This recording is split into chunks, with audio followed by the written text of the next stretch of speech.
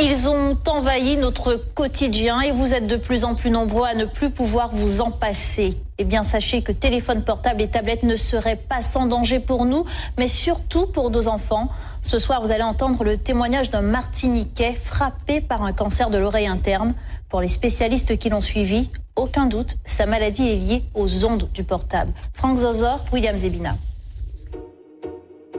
Ces images datent de 1995, c'est Rémi Villa, un nom que vous connaissez. Il a porté haut les couleurs de notre pays, un véliplanchiste, 4 fois champion du monde, 20 fois champion de la Martinique. Mais ce que l'on sait moins, c'est qu'il a été touché il y a quelques années par un cancer, une tumeur à l'oreille interne.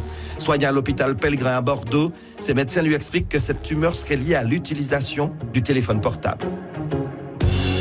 Les médecins m'ont dit clairement, tout ceci est dû au téléphone portable. Notre service pour les tumeurs à l'acoustique a été augmenté par 5, multiplié par 5 depuis l'avènement du portable. J'ai fait tout ce qu'il ne fallait pas faire.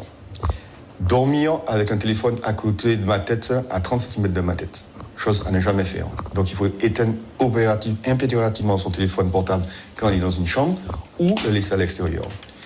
Deuxième chose, je téléphonais tout le temps en voiture parce que j'étais agent de fabrique. Donc le seul moment où je pouvais téléphoner, c'était en voiture. Donc j'avais un kit main libre, certes, mais toutes les ondes étaient dans la voiture.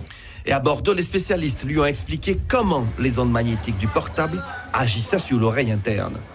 Vous avez dû pu contraster par vous-même que quand vous téléphonez longtemps, votre oreille chauffe.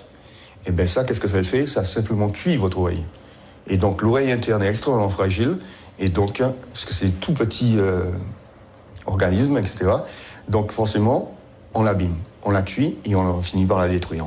Donc le téléphone portable, quand quelqu'un m'appelle, je l'utilise comme ça, microphone allumé, et je parle. Ou bien, loin de la tête. Loin de la tête, jamais comme ça. Et puis il y a les conseils aux parents concernant l'utilisation des portables pour les enfants.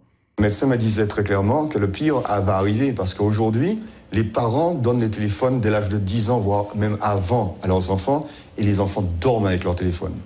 Alors ça, le cerveau n'est pas encore construit, etc. Donc il est encore plus sensible et les dégâts seront plus importants encore. Et pour confirmer les propos de Rémi Villa, ce rapport de l'ANSE, l'Agence nationale de la sécurité sanitaire et de l'alimentation, rendu public la semaine dernière.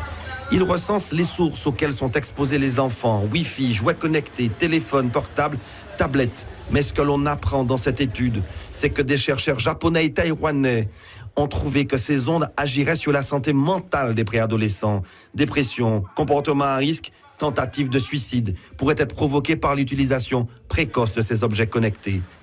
Et enfin, dernier conseil de Rémi Villa, évitez les portables dans les poches. Les ondes affectent également les organes génitaux.